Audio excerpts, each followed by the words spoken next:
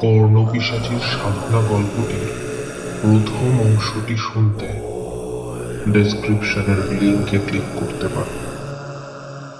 আগে যা ঘটেছে। লাবণ্য পুরনো কাঠের দরজাটা খুলে ঘরের ভেতরে ঢুকে এলো। ওপাশ থেকে ভেসে এলো একটা কর্কশ আর তীক্ষ্ণ জ্বলন্ত চিৎকার। দাদু ভাই, আজ যে কথাগুলো তোমাকে বলতে চলেছি, মনে রেখো এটা আমাদের পরিবারের একটা গোপনীয় ব্যাপার। শুরু হচ্ছে কর্ণপিশাচীর সাধনা দ্বিতীয় পর্ব।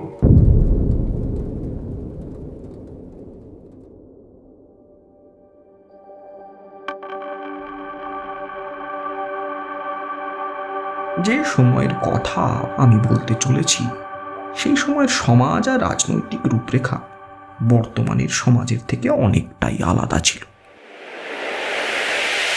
গোটা পশ্চিমবঙ্গ আর বিহারের মাটিতেও কংগ্রেস সরকার নিজের আধিপত্য তৈরি করে নিয়েছে। সেই সময় মানভূমের বাংলা ভাষীদের নিজের ভাষা কেড়ে নিতে উদ্যোগী হয়েছিল তৎকালীন বিহার সরকার কংগ্রেস। জোর করে হিন্দি ভাষা চাপিয়ে দেবার প্রক্রিয়া শুরু হয়। এই ঘটনার প্রতিবাদে গর্জে উঠল সমস্ত মানভূমবাসী। শুরু হলো ভাষার অধিকার বজায় রাখার এক কালজয়ী আন্দোলন। এই আন্দোলন তৎকালীন রাজনীতিতে এতটাই আলোড়ন তৈরি করেছিল যে তার জেরে 1948 সালে কংগ্রেস ভেঙে যেতে বাধ্য হয়। পুরুলিয়াতে তৈরি হয় লোক সেবক সংঘ। আন্দোলনের কিংবদন্তি নেত্রী ছিলেন লাবণ্যপ্রভা ঘোষ। আমার দিদি ভাইয়ের জন্মের সময় ওর নামটা ওই ভদ্রমহিলার স্মরণেই রেখেছিলাম আমি। লাবণ্য দেবীকে পরে 3 বার গ্রেফতারও করা হয়েছিল। আচ্ছা দাদু ভাই, তুমি এই লাবণ্যপ্রভা ঘোষের স্বামী অতুল চন্দ্র ঘোষের নাম শুনেছ? ধ্রুব এতক্ষণ মন দিয়ে ওর দাদুর কথা শুনছিল। দাদুর প্রশ্নটা শুনে খানিকক্ষণ ঠোঁট কামড়ে কিছু ভেবে নিয়ে বলল, অতুল চন্দ্র ঘোষ, এই নামটা সম্ভবত ইতিহাস বইতে পেয়েছি। বনুর প্রিয় বিষয়, ও থাকলে আরো ভালো বলতে পারত। আচ্ছা, ওনাকেই কি মানভূম কেশরী নামে ডাকা হতো? ধীরেন্দ্রবাবু মাথা নেড়ে বললেন, হ্যাঁ, একদম ঠিক কথা। অতুল চন্দ্র ঘোষ পশ্চিমবঙ্গের পুরুলিয়া জেলা থেকে ভারতীয় স্বাধীনতা আন্দোলনের একজন বিশিষ্ট ব্যক্তিত্ব ছিলেন।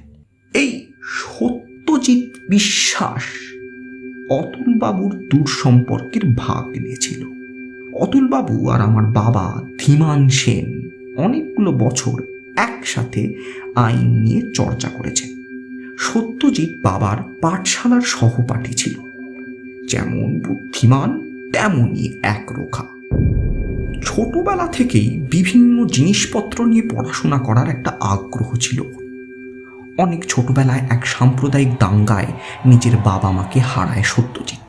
আর তারপর অতুলবাবুর তত্ত্বাবধানে ওনার বাড়ির কাছে চেলিয়ামা গ্রামে একটা ছোট বাড়িতে নিজের পড়াশোনা করে ধীরে ধীরে বড় হয়ে উঠতে থাকে ও। যাই হোক, পাঠশালায় পড়ার সময় থেকেই ধীরে ধীরে সত্যজিৎ বাবুর সাথে আমার বাবার একটা গাঢ় বন্ধুত্ব তৈরি হয়। সত্যজিৎ বড় হয়ে ওঠার সাথে সাথে চারিদিকের রাজনৈতিক পরিবেশকেও বেশ দ্রুত বদলে যেতে দেখছিল।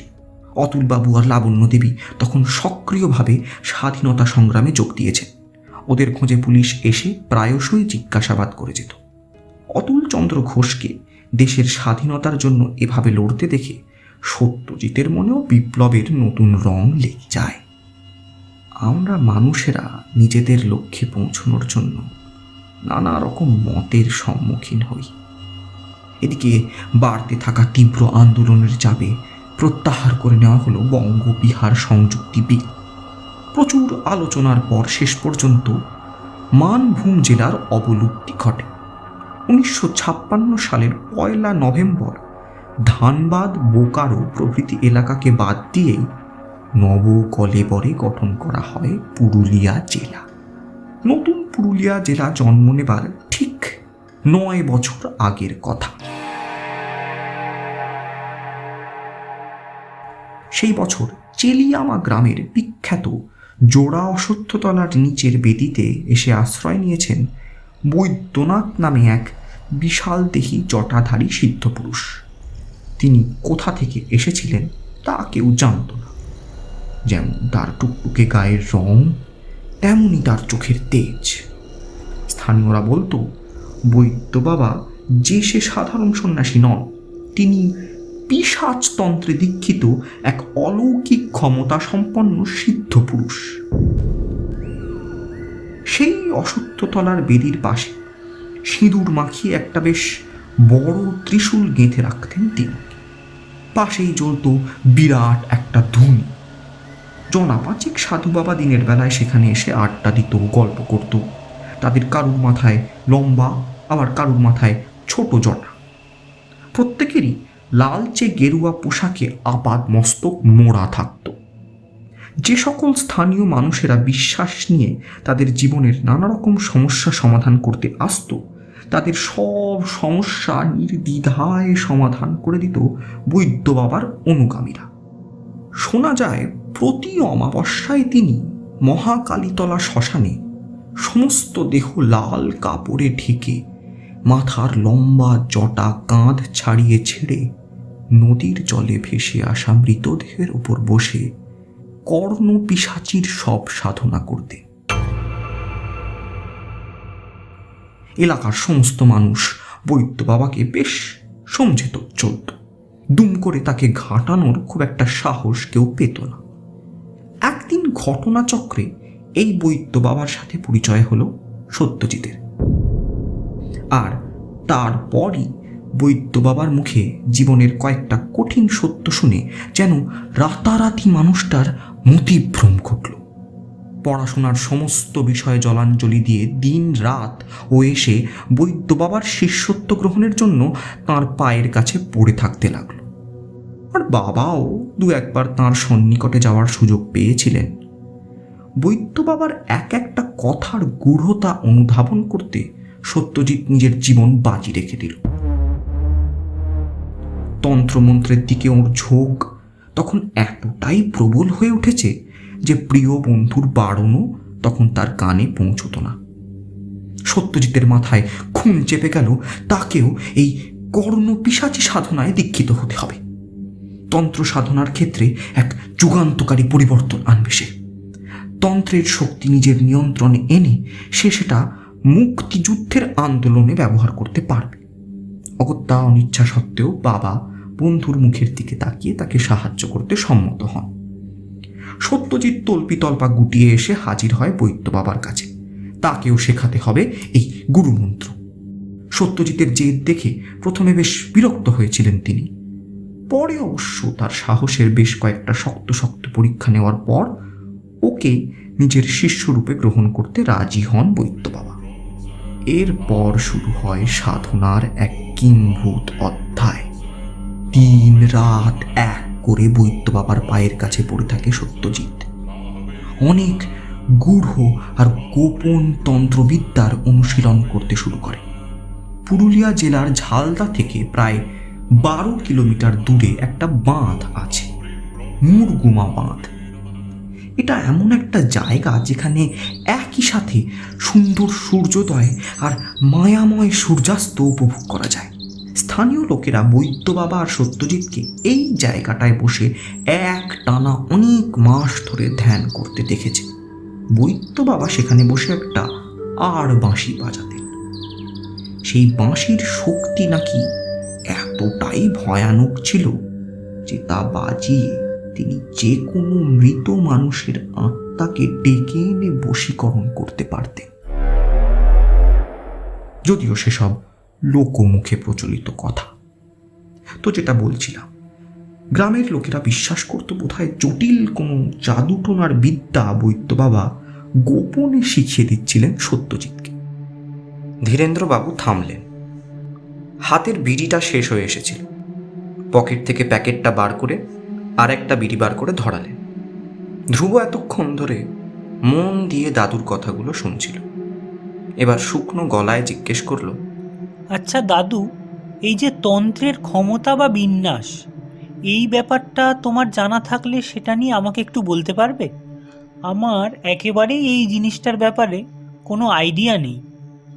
ধ্রুবর প্রশ্ন শুনে ধীরেন্দ্রবাবু ওর দিকে তাকিয়ে মিটিমিটি হাসলেন। তারপর বিড়িতে একটা লম্বা টান মেরে ধোঁয়া ছেড়ে বললেন, কম বয়সে এই জিনিসটা নিয়ে আমিও অল্প বিস্তর পড়াশোনা করেছি। তন্ত্রের শক্তি বা মাহাত্ম্য বোঝার মতো বয়স তোমার এখনো হয়নি। এই জিনিসটার গভীরতা বুঝতে গেলে এখনো তোমাকে অনেকটা পড়াশুনো করতে হবে। বর্তমান দিনে এই জিনিসটার গুরুত্ব একেবারেই কমে এসেছে, অথচ যদি ঠিকঠাক অনুশীলন করা যায় তবে এই বিদ্যা মানুষকে তার অন্তিম সীমায় পৌঁছে দিতে সক্ষম। যাই হোক, ব্যাপারটা সম্বন্ধে সংক্ষেপে তোমায় বলি, শোন। এই তন্ত্র ছোট্ট একটা শব্দ, কিন্তু এর অন্তর্নিহিত অর্থ বেশ গভীর। তন্ত্র হলো একটা বৃহৎ আর অতি প্রাচীন গুপ্ত বা বলা ভালো লুপ্তপ্রায় বিষয়। মুক্ত বিশ্বকোষে বলা আছে, অন্যান্য পথের মতো তন্ত্র হিন্দু সমাজে প্রচলিত ঈশ্বর উপাসনার একটি পথ বিশেষ। এছাড়া শিব আর মহাশক্তির উপাসনা সংক্রান্ত শাস্ত্রগুলোকেও আমরা তন্ত্র সাধনার বিষয় হিসেবে ভাবতে পারি। তন্ত্রশাস্ত্র অনুযায়ী এই মহাবিশ্ব হল শিব আর মহাশক্তির দিব্যলীলা। তন্ত্রে যেসব ধর্মীয় আচার অনুষ্ঠান আর রীতিনীতির বর্ণনা রয়েছে তার উদ্দেশ্যই হল মানুষকে অজ্ঞানতা আর পুনর্জন্মের হাত থেকে মুক্তি দেওয়া। ধ্রুব বুঝতে পারল এই আধুনিক জগতের পেটের মধ্যে এমন আরও একটা গুপ্ত জগৎ রয়েছে যেটা নিয়ে সাধারণত বাইরে চর্চা করা হয় ঠিকই, কিন্তু সেটা জটিল আর একান্তই গোপনীয়। দাদুর কথা খুব মন দিয়ে শুনতে শুনতে ধ্রুব প্রশ্ন করল, আচ্ছা দাদু, এই তন্ত্র সাধনার বিষয়টা ঠিক কত পুরনো? আরাম কেদারাটায় হেলান দিয়ে খোলা জানলাটার দিকে তাকালেন ধীরেন্দ্রবাবু। কিছুক্ষণ মনে মনে উত্তরটার ভেবে নিয়ে আবার বলতে লাগলেন, বাবা চিরকাল চেয়েছিলেন যাতে আমি এই পথ থেকে দূরে সরে থাকি। তাই ইচ্ছে থাকলেও বাবার মুখের দিকে তাকিয়ে আর এই বিষয়টা নিয়ে এগিয়ে যাওয়ার সাহস পাইনি। কিন্তু বিষয়টার উপর আমার আগ্রহ ছিল অসীম। মূলত খ্রিস্টীয় প্রথম সহস্রাব্দের দিকে তন্ত্র সাধনার প্রথম বিকাশ ঘটেছিল। তখন অল্প বিস্তর চর্চা চলত, কিন্তু সবটাই প্রায় গোপনে। অবশেষে গুপ্ত যুগের শেষ ভাগে এই প্রথার পূর্ণ বিকাশ ঘটে। মূলত বৌদ্ধ ধর্মের হাত ধরে এই তন্ত্রশাস্ত্র পূর্ব এশিয়া আর দক্ষিণ পূর্ব এশিয়ায় বিস্তার লাভ করে। এই তন্ত্রবিদ্যা সাধারণত গুরু শিষ্য পরম্পরায় চলে আসে। এটা অনেক প্রাচীন একটা গুপ্ত বিদ্যা। প্রাচীন ভারত থেকে বহু মূল্যবান পুঁথি চীনা পরিব্রাজকরা তাঁদের দেশে নিয়ে চলে গেছেন। গুরু পরম্পরা বিদ্যা হওয়ার কারণে এই শাস্ত্রের কোনো বিশেষ শাখার প্রকৃত গুরুর খোঁজ পাওয়া খুব কঠিন। কেবল দীক্ষা নিলে তবেই গুরুর থেকে শিষ্য এই শাস্ত্র সম্পর্কে সহজে নানান কৌশল শিখতে পারে।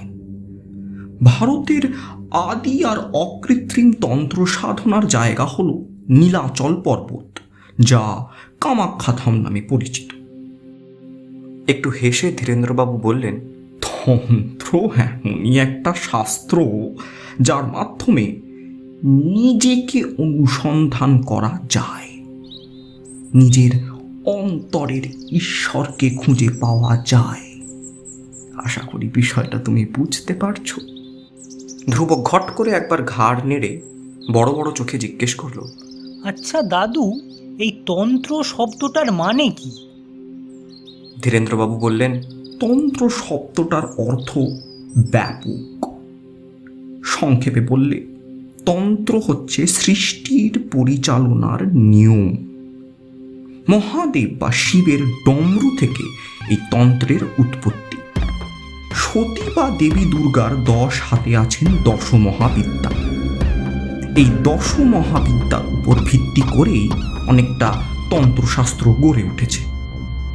দাদু ভাই, তন্ত্রের বিষয়টা বুঝতে গেলে তোমাকে এর ব্যাপারে গভীর অধ্যয়ন করতে হবে, কারণ এর ক্ষেত্র অনেকটাই বিশাল আর বিস্তৃত। সাধারণভাবে বললে তন্ত্র অসীম জ্ঞানের আধার। সাধক শ্রীরামকৃষ্ণের তন্ত্র সাধনার রিসার্চ করে দেখা গিয়েছে, যা অবিদ্যাকে গ্রাস করে তাই হলো জ্ঞান।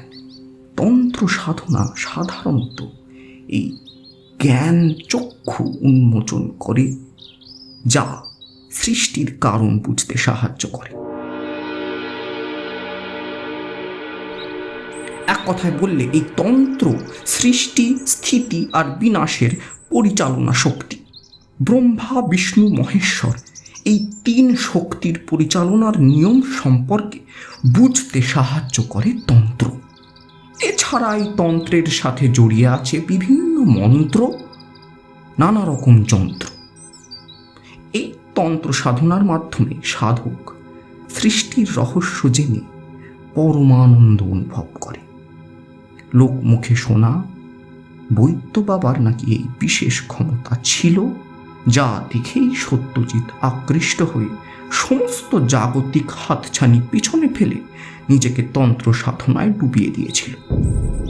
ধ্রুব ভ্রু কুঁচকে জিজ্ঞেস করল, এখন ব্যাপারটা কিছুটা হলেও বুঝতে পারছি।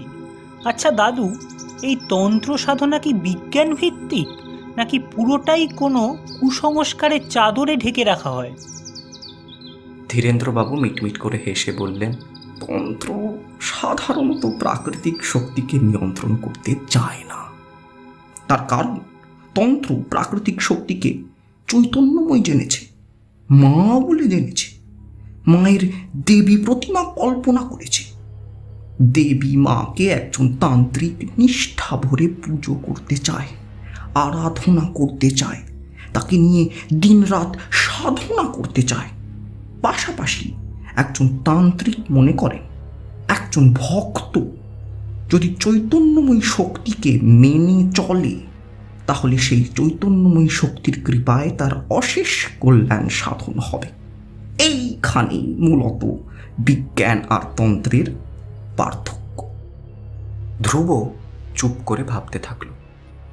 ধীরেন্দ্রবাবু বলতে লাগলেন, আমার যতদূর মনে আছে, চৈতন্যময়ী প্রকৃতিরূপী নারীবাদী তন্ত্রের দেবীরা হলেন দুর্গা, কালী, বাসুলী, তারা আর শিবানী।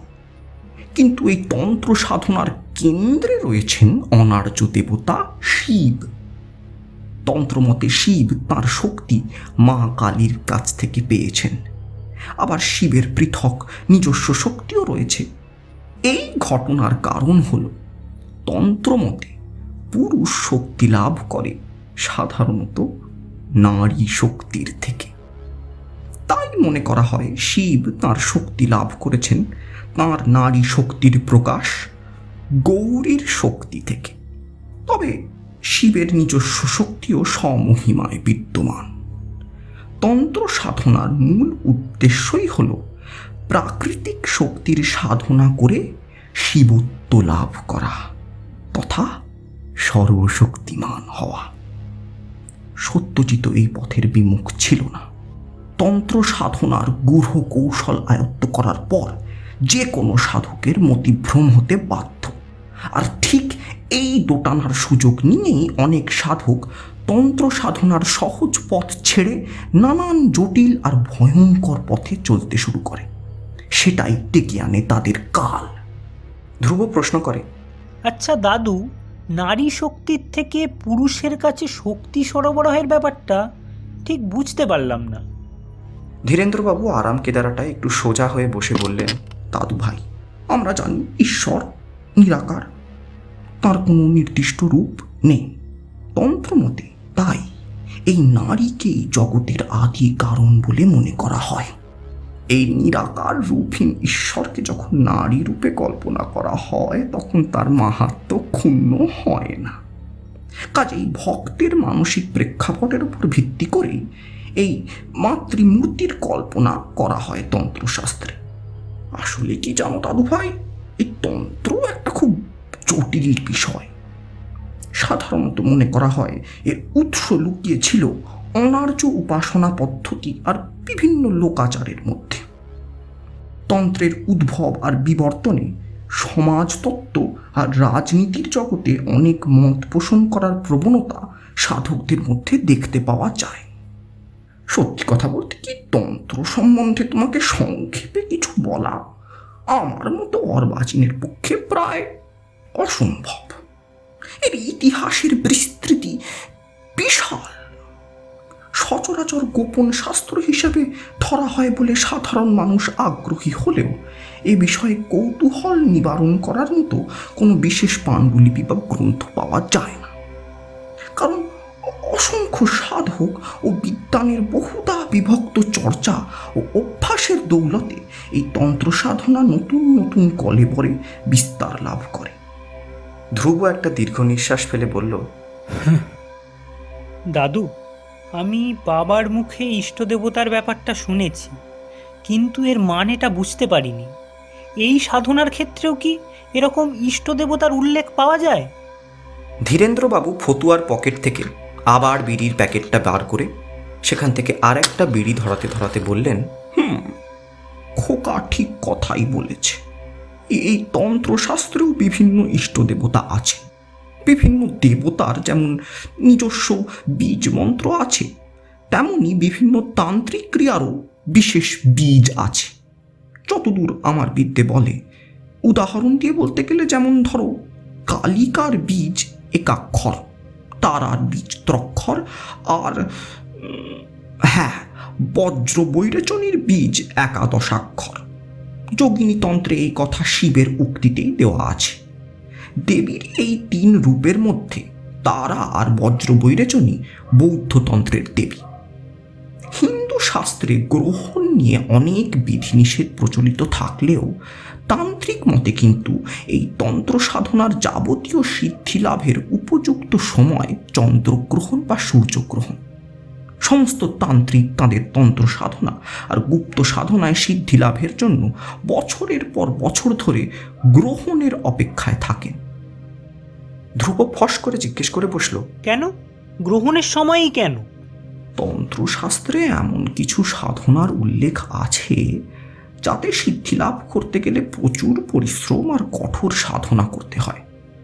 চন্দ্র বা সূর্যগ্রহণের সময় সেই সাধনায় বসলে খুব সহজে আর অল্প সময়ের মধ্যে সাধনায় ইতিবাচক ফল পাওয়া যায়।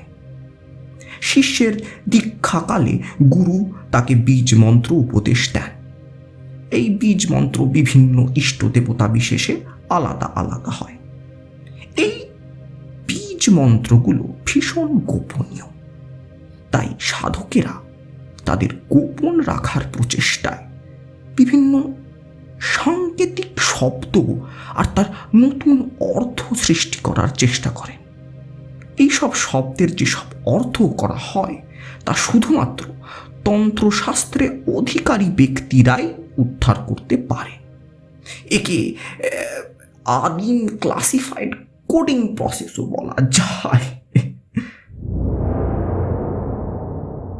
ধীরেন্দ্রবাবুর কথা শেষ হতেই চমকে উঠল ধ্রুব। হলদে নোটবুকটার শেষ পৃষ্ঠায় এমনই কিছু সাংকেতিক শব্দ আর চিহ্ন ব্যবহার করে কিছু লেখার চেষ্টা করা হয়েছে। তার মানে কি সত্যজিৎ বিশ্বাস যে গূঢ় আর গোপন বিষয় নিয়ে চর্চা করছিলেন, সেই বীজ মন্ত্র এমন সাংকেতিক ভাষায় নোটবুকে লিখে রেখেছিলেন? কিন্তু কেন? দাদুর কথা অনুযায়ী গুরুর বারণ ছাড়া এই বীজ মন্ত্র বাইরে কোথাও প্রকাশ করার নিয়ম নেই। তাহলে কি ওই অদ্ভুত শব্দগুলো বড়দাদুর জন্য তৈরি করা হয়েছিল? তিনিও কি তবে এই শাস্ত্রের গোপন দিকগুলো জানতেন? ধ্রুবর গম্ভীর মুখের দিকে তাকিয়ে ধীরেন্দ্রবাবু বললেন, কি ভাবছো দাদু ভাই? ধ্রুব গলাটা একটু পরিষ্কার করে বলল, না, ওই সত্যজিৎ বাবুর কথা ভাবছিলাম।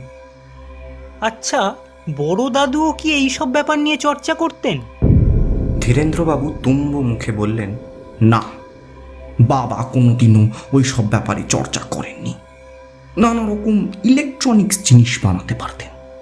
সেই সময়কার সরকারের জাঁদরেল উকিল হিসাবেও বাবার বেশ নাম ডাক ছিল।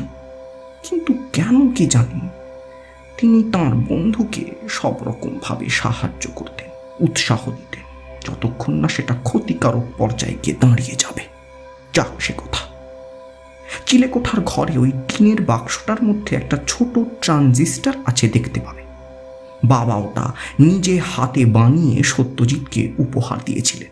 ব্যাটা সেটার মধ্যে দিয়ে নাকি বিভিন্ন মৃত মানুষের আত্মার সাথে যোগাযোগ করতে পারত।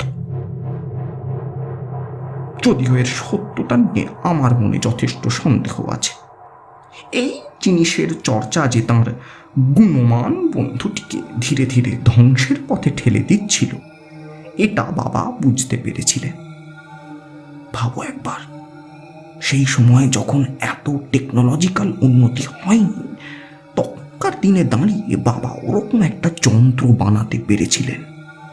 দীক্ষা সম্পূর্ণ হওয়ার পর সত্যজিৎ ওই জোড়া অশ্বত্থ তলায় ঘাঁটি গেড়ে বসল। দাদু ভাই, জীবন ইকুয়ালস টু নানা ধরনের সমস্যা। তাহলে লাগাতার সমস্যায় ভুগতে কার ভালো লাগে? গ্রামবাসীরা অনেকেই তাই তাদের নানা রকম সমস্যার নানা সমাধান খুঁজতে সত্যজিতের কাছে পরামর্শ নিতে আসত। আর সত্যজিৎও ওর অনুশীলন করা মন্ত্রগুণে তাদের সমস্যা সমাধান করার চেষ্টা করত। মন্ত্রে বিশ্বাস রাখলেই আমাদের 90% সমস্যা দূর হয়ে যায়, সেটা মানসিক হোক বা অলৌকিক। এরপর থেকেই সত্যজিৎ চেলিয়ামা গ্রামে রাতারাতি বিখ্যাত হয়ে গেল। রাতের পর রাত শ্মশানে বসে শান্ত মনে সে মন্ত্র জপ করত। সঙ্গে থাকতো একটা মন্ত্রপুত ত্রিশূল, পরনে থাকতো একটা লাল টকটকে আলখাল্লা, পাশেই একটা বড় কুণ্ডের মধ্যে ধূপ জ্বলত সারা রাত। গ্রামের অনেকেই এরপর সত্যজিৎকে সিদ্ধ পুরুষ নামে আখ্যা দিতে শুরু করল।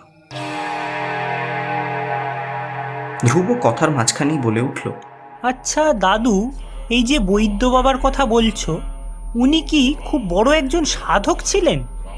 একটু হেসে ধীরেন্দ্রবাবু বললেন, বাবা, এক দুবার সত্যজিতের সঙ্গে ভদ্রলোকের সাথে দেখা করতে গিয়েছিলেন। উনি নাকি কাউকে এক ঝলক দেখেই সে কোথায় থাকে, কি করে, তার কাছে কোন সমস্যা নিয়ে এসেছে, কেন এসেছে, সব কথা গড় গড় করে বলে দিতে পারতেন। পরে সত্যজিৎ বাবাকে বলেছিল এই সাধক বাবা নাথ সম্প্রদায়ভুক্ত একজন সন্ন্যাসী। খুব ছোটবেলায় তিনি গৃহত্যাগ করেছিলেন। যখন এর কথা বলছি তখন তার বয়স দাঁড়িয়েছে 56। তিনি নাকি ভারতের অসংখ্য তীর্থস্থান ঘুরে অনেক নামকরা সাধকদের সংস্পর্শে এসে তাদের কাছ থেকে তন্ত্র সাধনার নানান গোপন কৌশল শিখেছিলেন। কালক্রমে যা তিনি তার শিষ্য সত্যজিৎকে শিখিয়েছিলেন। চেলিয়ামা গ্রামে উনি বছর 3 ছিলেন। তারপর সেখান থেকে তিনি কোথায় যে গেলেন সে কথা আর কেউ জানে না। বৈদ্য বাবা চলে যাওয়ার পরই তাঁর জায়গা দখল করে বসে সত্যজিৎ বিশ্বাস। মহাকালীতলা শ্মশানে এরপর সে শুরু করল সব সাধনা। এতদিন ধরে যা যা বিদ্যে সে শিখেছিল সব কিছু একত্র করে স্বাধীনভাবে সে তন্ত্র সাধনায় নিজেকে ডুবিয়ে দেয়। ব্যস্ততার জন্য ওই কয়েকটা বছর বাবার সাথে সত্যজিতের একটা দূরত্ব তৈরি হয়েছিল, কিন্তু আবার কিছু বছর পর বাবাই ওর সঙ্গে যোগাযোগ করে।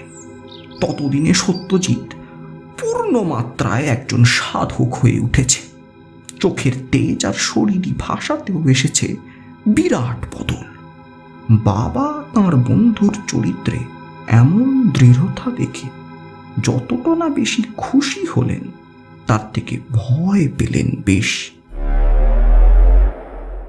ধ্রুব চোখ উঠিয়ে জানতে চাইল, কেন? কি এমন ভয়ানক জিনিস নিয়ে চর্চা করছিলেন সত্যজিৎ বিশ্বাস? দাদু ভাই, তন্ত্রশাস্ত্রে যতগুলো বিশিষ্ট দেবদেবীর সাধনার কথা বলা আছে তাদের মধ্যে সব থেকে বেশি গুরুত্ব দেওয়া আছে দশ মহাবিদ্যার সাধনার উপরে। এই দশ মহাবিদ্যার কিংবা কোনো উপদেবীর অথবা কোনো যোগিনীর সাধনা করলে আকাঙ্ক্ষিত ফল পাওয়া যায় খুব অল্প সময়। শোনা যায় দেবীকে মাতৃরূপে সাধনা করে সিদ্ধি লাভ করলে তিনি সাধককে সন্তানের মতো রক্ষা করার আর পালন করার সমস্ত দায়িত্ব নেন। দেবীকে একবার বন্ধু হিসাবে পাশে পেলে সংসার ক্ষেত্রের কোনো বাধাই আর তার কাছে বাধা বলে মনে হয় না। এই দেবী অতীত, বর্তমান আর ভবিষ্যৎ বিষয়ে সাধককে জ্ঞান দান করে। যদি সাধক সিদ্ধি লাভ করে তাকে পত্নী রূপে সাধনা করে। দাদু ভাই, এখানে একটা কথা বলে রাখা প্রয়োজন। এই তন্ত্র সাধনায় জাগতিক সমৃদ্ধি লাভের জন্য অনেক উপদেবতার সাধন প্রণালী বর্ণনা করা আছে, তবে এ সাধনায় আধ্যাত্মিক পরমার্থ লাভ হয় না। এই উপবিদ্যার সাধনা মূল ব্রহ্মবিদ্যা লাভের সাধনা থেকে অনেক সহজ সাধ্য। বেশ অল্প দিনের মধ্যেই এর মাধ্যমে সিদ্ধি লাভ করা সম্ভব। সত্যজিৎ ঠিক এই পন্থা গ্রহণ করেছিল। অলৌকিক ক্ষমতা লাভের জন্য তন্ত্রে সব সাধনা, পাদুকা সাধনা, কর্ণ পিশাচী দেবতার সাধনা ছাড়াও ভূত প্রেত পিশাচ সাধনার কথাও বলা আছে।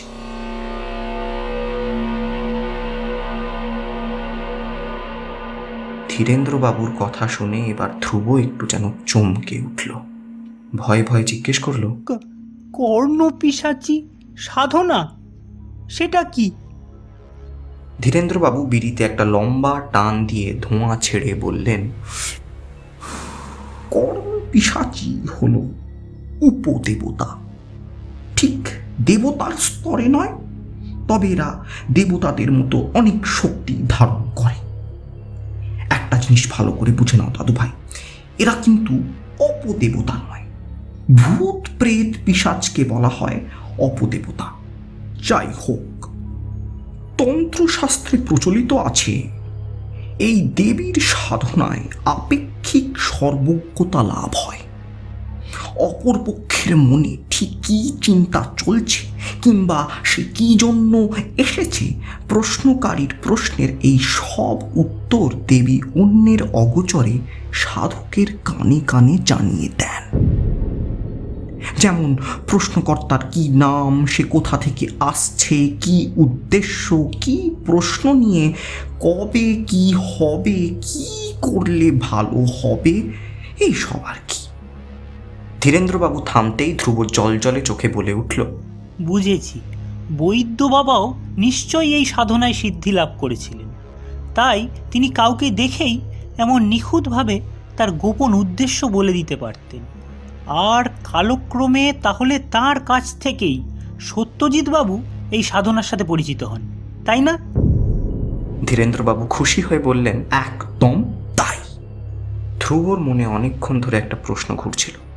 আজ সকালে ওই অদ্ভুত চৌকো যন্ত্রটার ওপাশে যে ভয়ঙ্কর জন্তুটার অস্তিত্ব সে টের পেয়েছে, সেটা মনে পড়লেই ভয়ে ওর সারা গা শিউরে উঠছে। কোনো রকমে একটা ঢোক গিলেও প্রশ্ন করল, আচ্ছা দাদু, এই কর্ণ পিশাচী উপদেবতা কেমন দেখতে তুমি জানো? খোলা জানলাটা দিয়ে তখন অল্প অল্প হাওয়া দিচ্ছে। বাইরে আলো নিভে আসবে আর কিছুক্ষণ পরে। এখানে বোধহয় খুব তাড়াতাড়ি সন্ধে নামে। খোলা জানলাটা দিয়ে ঘরের মধ্যে ঢুকে এসেছে একটা বেশ বড় আকারের বাদুড়। ছটপট করে ডানা মেলে সেটা ঘরের এক প্রান্ত থেকে আরেক প্রান্তে উড়ে বেড়াচ্ছে। ধীরেন্দ্রবাবু কালো লোমশ জন্তুটার দিকে তাকিয়ে থাকতে থাকতে বললেন, কর্ণ পিশাচীর আকার নিয়ে তন্ত্রশাস্ত্রে খুব অদ্ভুত একটা বর্ণনা আছে। সেখানে বলা হয়েছে দেবীর দেহ কৃষ্ণবর্ণ, 3টে চোখ রক্তাভ, আকার খর্ব, উদর বৃহৎ, আর জিহ্বা বন্ধক পুষ্পের মতো অরুণ বর্ণ। দেবীর 4টে হস্ত, এক হস্তে বর মুদ্রা, দ্বিতীয় হস্তে অভয় মুদ্রা, আর অপর 2 হস্তে 2টো নরমুণ্ড আছে। তার শরীর থেকে ধূম্রবর্ণের জ্যোতি বেরিয়ে আসে। ইনি ঊর্ধ্ববদনা, জটাভার মণ্ডিতা এবং চঞ্চল প্রকৃতির। বলা হয় এই কর্ণপিশাচী দেবী সর্ব বিষয়ে অভিজ্ঞা এবং তিনি সব দেহের হৃদয়ে বসবাস করেন। সত্যজিৎ একটা ব্যাপার বেশ ভালো বুঝতে পেরেছিল যে এই কর্ণপিশাচী দেবীর সাধনায় সিদ্ধি লাভ হলে সাধক যখন মনে মনে কোনো প্রশ্ন করেন তৎক্ষণাৎ দেবী সাক্ষাৎ এসে তার প্রশ্নের সঠিক আর যথার্থ উত্তর দিয়ে যান। ক্ষমতার পথে এ জিনিস যে কোনো মানুষের কাছেই লোভনীয়। আরও একটা বিষয় কি জানো, দেবী সাধনায় সিদ্ধ সাধক তাঁর পিঠে উঠে ভূত ভবিষ্যৎ এইসব বিষয় দর্শন করতে পারে। এমনকি বর্তমান তুমি বেদব্যাসের নাম শুনেছ আশা করি। ধ্রুব মাথা দুলিয়ে বলল, হ্যাঁ, মহাভারত লিখেছিলেন উনি। রাইট। শোনা যায় এই কর্ণপিশাচী দেবীর সাধনায় সিদ্ধি লাভ করে অল্প সময়েই সর্বজ্ঞতা লাভ করেছিলেন মহাভারতের রচয়িতা মহামতি বেদব্যাস। তারপর থেকেই তন্ত্র সাধনার জগতে এই দেবীর বিপুল পরিমাণে সাধনা করার পথ উন্মুক্ত হয়ে যায় সাধকদের কাছে। ধ্রুব মাথা নেড়ে বলল, বুঝেছি। সত্যজিৎ বাবুর এরপর কি হলো? ধীরেন্দ্রবাবু খানিকক্ষণ চুপ করে থেকে গোটা ঘটনাটা যেন মনে মনে সাজিয়ে নিলেন। তারপর বলতে লাগলেন, দাদু ভাই, তোমায় তো আগেই বলেছি যে সত্যজিতের মাথাটা বেশ পরিষ্কার ছিল। বিয়ে বা সংসারের পথে ওর কোনো মোহমায়া ছিল না। পরিবর্তে নতুন নতুন তান্ত্রিক পদ্ধতি নিয়ে চর্চা করতে বেশি ভালোবাসত ও। গুরুর শিখিয়ে দেওয়া পথে সব সাধনার স্তরগুলো কাটিয়ে উঠে এবার ওর মাথায় একটা অন্য ভূত চাপল। এসব সব কথাই বাবার মুখে শোনা। ভদ্রলোকের বয়স যখন 37, তখন সত্যজিতের একটা নতুন জিনিস পরীক্ষা করার ইচ্ছে জাগে। একদিন স্বপ্নে নাকি কর্ণপিশাচী দেবী ওকে নির্দেশ দেন যে 12টা রাশির 12টা সব দেহ একত্রিত করে তার উপরে বসে যদি সফলভাবে সাধনা করতে পারে তাহলে সত্যজিৎ এই জগৎ সংসারের সব থেকে শক্তিশালী তান্ত্রিক হয়ে উঠবে। ক্ষমতার লোভ বড় মারাত্মক, বুঝলে দাদু ভাই।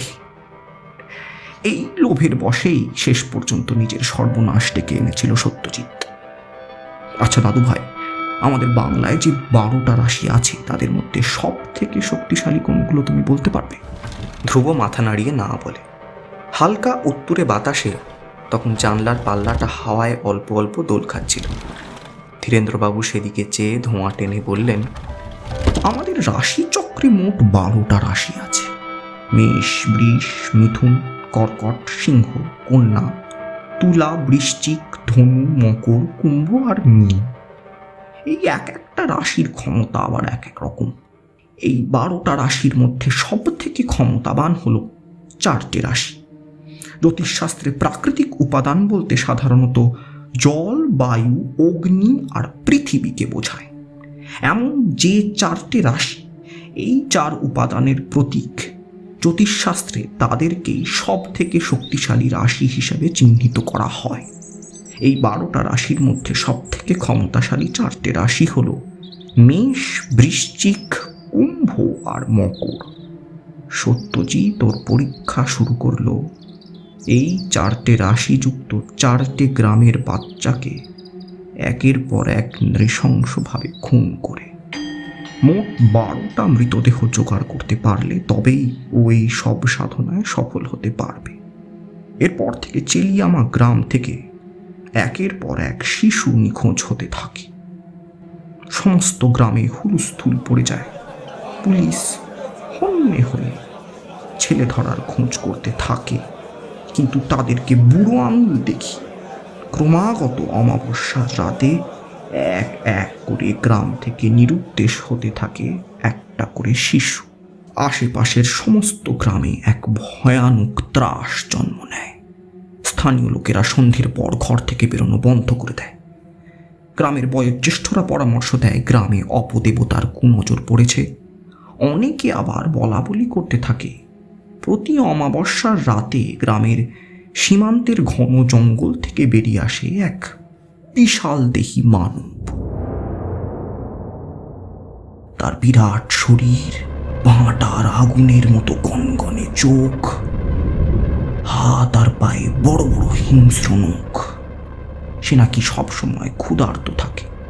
প্রতি অমাবস্যায় একটা করে নরশিশুর রক্ত না পান করলে সে শান্ত হয় না।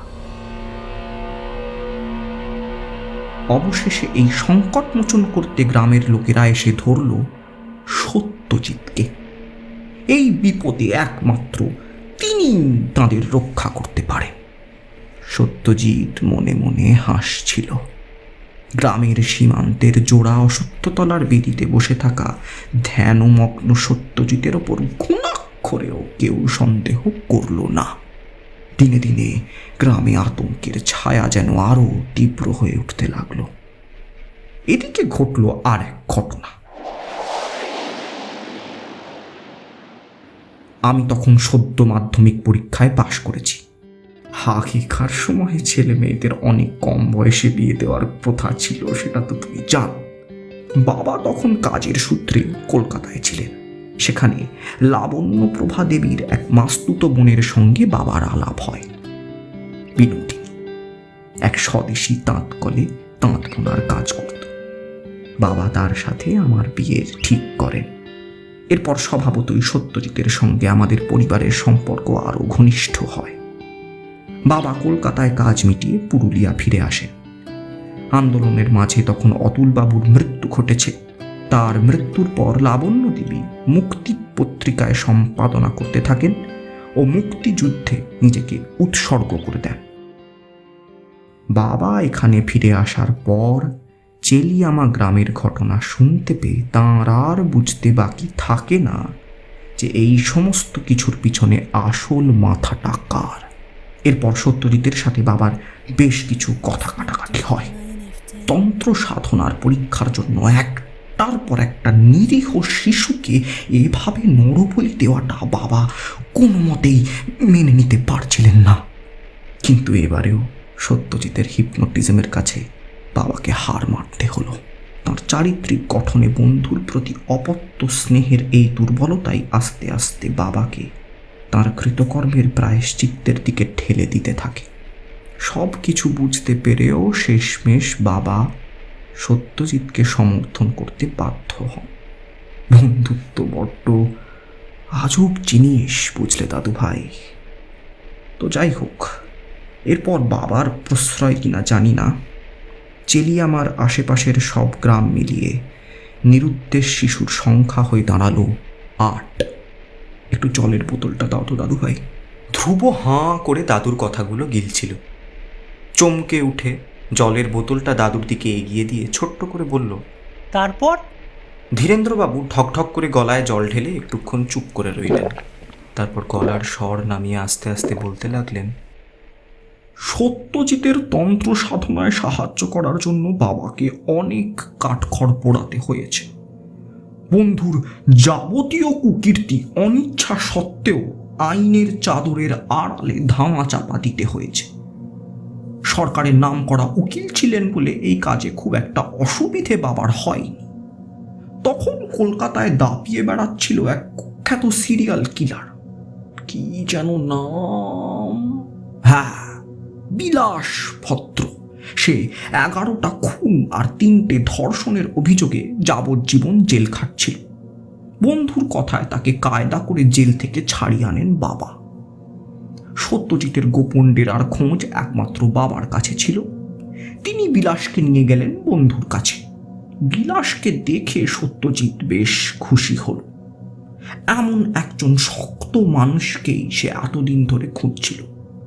বিলাস এরপর সত্যজিতের কাছেই থাকতে শুরু করে। ওর ফাই ফরমাস খাটত, ওর হয়ে কাজ করত। বাবা যদিও মুখে কিছু বলতেন না, কিন্তু মনে মনে তিনি সবসময় একটা দ্বন্দ্বের মধ্যে ভুগতেন। এবার শুধু চেলিয়ামা নয়, আশেপাশের বেশ কিছু গ্রাম থেকে যেসব শিশুগুলো গায়েব হতে শুরু করে, তাদের মধ্যে একটা ব্যাপারে মিল ছিল। তাদের প্রত্যেকের বয়স 18 বছরের নিচে ছিল, আর তাদের প্রত্যেকের রাশি ছিল ভিন্ন ভিন্ন। 11 নম্বর শিশুটার বেলায় এবার একটা ছোট্ট ভুল করে ফেলে সত্যজিৎ। বিলাসকে দিয়েই ও আশেপাশের গ্রামগুলো থেকে রাশি বিচার করে বেছে বেছে 18 বছরের নিচে শিশুদের ধরে আনত, তারপর তাদের আটকে রাখত একটা গোপন জায়গায়। ধ্রুব মনে মনে কিছু ভাবছিল, এবার হঠাৎ বলে উঠল, সেই গোপন জায়গাটা কোথায় তুমি জানো? ধীরেন্দ্রবাবু মাথা নেড়ে বললেন, বাবার বিলাস ছাড়া সে জায়গার খোঁজ বাইরের কেউ একটা জানতো না, তবে আমি পরে জানতে পেরেছিলাম। যাই হোক, সে কথায় পরে আসছি। সত্যজিতের 11 নম্বর শিকার হয় যে শিশুটি, সে আবার বাবার কোর্টের স্নেহভাজন এক সহকর্মীর ছেলে। সত্যজিৎ এটা জানত না, কিন্তু এইবার তার অপকর্মের সময় তাকে দেখে ফেলে স্থানীয় কিছু লোকেরা। লোকাল থানায় সত্যজিতের বিরুদ্ধে তন্ত্র সাধনা করতে গিয়ে একটি 14 বছরের নাবালককে চুরি করে তাকে খুন করার অভিযোগ জানায় তারা। এই ঘটনার পর সেখানে পুলিশ আসলে তারা গ্রামবাসীদের বিক্ষোভের মুখে পড়ে। পুলিশের সামনেই ওই জোড়া অশ্বত্থতলার বেদির সামনে আর সত্যজিতের চেলিয়ামা গ্রামের বাড়িতে ব্যাপক ভাঙচুর চালায় ক্ষুব্ধ গ্রামবাসীরা। সত্যজিৎ বিলাসকে নিয়ে পালিয়ে গিয়ে দূরে কোথাও গা ঢাকা দিল। স্থানীয় সূত্রের খবর, বেশ কয়েকদিন ধরেই অভিযুক্ত সত্যজিৎ আর বিলাস নাকি তাদের গ্রামে ঘাঁটি গেড়ে তান্ত্রিক সেজে নানা ধরনের কেরামতি দেখাত। কখনো কালী, কখনো শীতলা, কখনো মনসার মতো দেবদেবী নাকি তার উপর ভর করত। ভর হলে সত্যজিৎ নাকি নানান ভবিষ্যৎবাণী করত। অনেকের নাকি সেসব সমাধান মিলেও যাচ্ছিল। তো যাই হোক, ধীরে ধীরে নানা রকমের সমস্যা নিয়ে তার কাছে লোকজনের ভিড় বাড়তে থাকে, যেমনটা চেলিয়ামা গ্রামেও হয়েছিল। বাচ্চাটার বাবা, মানে আমার বাবার সহকর্মী বাসুদেব হালদার, থানায় অভিযোগ করেন তন্ত্র সাধনায় এমনই কিছু কেরামতি দেখাতে গিয়ে সত্যজিৎ তার 14 বছরের শিশুটিকে চুরি করে নিয়ে খুন করেছে। কেউ কেউ আবার বলছিল বাচ্চাটাকে প্রসাদ দেওয়ার নাম করে তাকে ভুলিয়ে ভালিয়ে ডেকে নিয়ে এসে ভারী কিছু দিয়ে মাথায় আঘাত করে মেরে তাকে অজ্ঞান করে নরবলি দিতে চেয়েছিল সত্যতান্ত্রিক। আবার কেউ কেউ বলেছে শিশুটিকে মেরে আবার তাকে বাঁচিয়ে তোলার চেষ্টা করার জন্য নানান যাগযজ্ঞের আয়োজন করছিল ওরা। এই ঘটনা শুনেই ছুটে আসেন বাবা। সহকর্মীর ছেলের এহেন বিপদ দেখে বাবা বুঝতে পারলেন যে বন্ধুকে সমর্থন করতে গিয়ে কি বিরাট ভুল করে বসেছেন তিনি। নিজের কাছের মানুষের উপর যখন নির্মম আঘাত নেমে আসে, মানুষ তখন তার ক্ষতিটা অনুভব করতে পারে। বাবা জানতেন সত্যজিৎ সেই ছোট ছোট ছেলেগুলোর মৃতদেহ নিয়ে কোথায় লুকিয়ে রেখেছে। তিনি এবার নিরুপায় হয়ে লাবণ্য প্রভা দেবীর শরণাপন্ন হন। এমনিতেই সত্যজিতের প্রতি লাবণ্য দেবী কোনোদিনই সেরকম সহায় ছিলেন না। আর এই ঘটনার পর সমস্ত পুরুলিয়ার রাজনৈতিক জগৎ উত্তাল হয়ে ওঠে। বাবা অনেক ভেবে চিনতে অবশেষে নিজের মনকে শক্ত করেন। এই সুযোগে যদি সত্যজিৎকে আটকানো না যায়, তবে পরবর্তীকালে এই তন্ত্র সাধনার জন্য আরো কত যে প্রাণ যাবে, এ কথা ভেবেই শিউরে উঠলেন বাবা। অবশেষে লাবণ্য দেবীর নির্দেশে পুলিশের কাছে নোটিশ যায়, সত্যজিতের নামে শুট অ্যাট সাইটের অর্ডার দেওয়া হয়। ধীরেন্দ্রবাবু থামলেন। বাইরে তখন আস্তে আস্তে সন্ধ্যা নেমে আসছে। ধ্রুবর ততক্ষণে নাভিশ্বাস হয়ে ওঠার জোগাড়। কিছু কিছু ঘটনা এখন ওর কাছে যেন জলের মতো পরিষ্কার হয়ে আসছে। একটা ঢোক গিলে ধ্রুব প্রশ্ন করল, তারপর কি হলো? সত্যজিৎ যে পরীক্ষাটা করতে চাইছিল তার জন্য মোট 12টা রাশির 12টা শিশুর মৃতদেহের প্রয়োজন ছিল। তবেই সে অমাবস্যার রাতে তাদের উপর বসে সব সাধনা করতে পারবে। বাবাকে একবার কথায় কথায় সে বলেছিল সে নাকি মৃত মানুষদের বাঁচিয়ে তোলার জন্য মৃত সঞ্জীবনী মন্ত্রের অধ্যয়ন করছিল।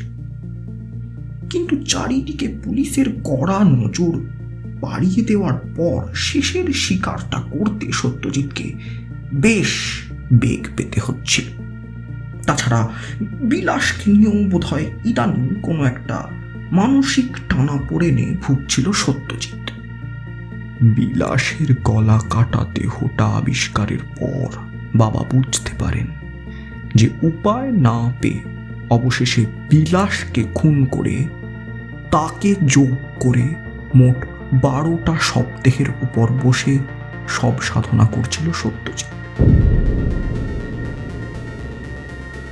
কিন্তু বিলাসের বয়স বা রাশি কোনোটাই সাধনার প্রক্রিয়ার সাথে মিলছিল না। কাজেই এখানেই পরীক্ষায় সে একটা ছোট্ট ভুল করে বসে।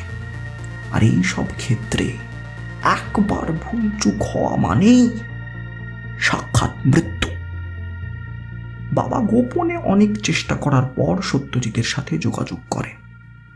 তিনি কথা দেন সেদিন সন্ধেবেলায় পুলিশের চোখের আড়ালে তাকে গোপন জায়গা থেকে বার করে বৈদ্য বাবার কাছে পৌঁছে দেওয়ার ব্যবস্থা করবেন।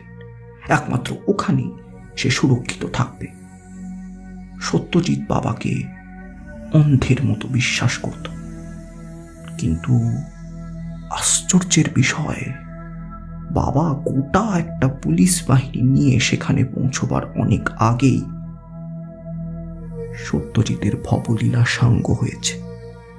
অযোধ্যা পাহাড়ের থেকে কিছু দূরে জঙ্গলের সীমান্তে একটা প্রাচীন আর ভগ্নপ্রায় গুম ঘর ছিল।